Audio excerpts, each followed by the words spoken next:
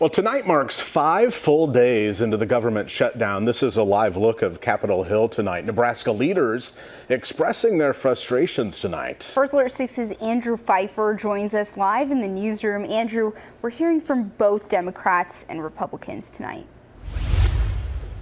That's right, Brian and Zena. This afternoon, Congressman Mike Flood held a virtual meeting to provide an update on the government shutdown.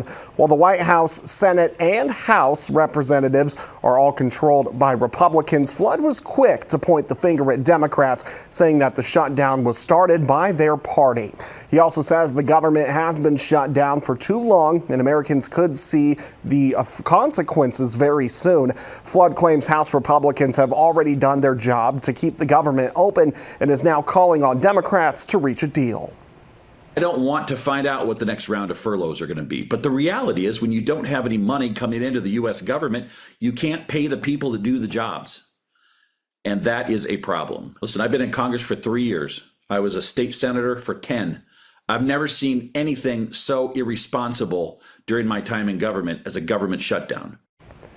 I reached out to the Nebraska Democratic Party and they provided this statement. It reads in part, quote, Mike Flood knows that Nebraskans will be forced to work without pay and has done nothing about it. He can cite all the statistics about its impact on our workers, but he can't even be bothered to stay and help negotiate a bipartisan deal on Capitol Hill. He and Trump have proven that American families are not their priority.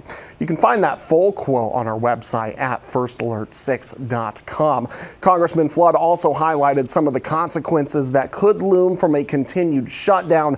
Benefits like WIC and SNAP will be frozen. Furloughs will be continued to span across the country, and many citizens who work for the federal government will be working without a paycheck, having to wait to get the back pay once the government reopens. The longest shutdown in United States history lasted 35 days back in 2018.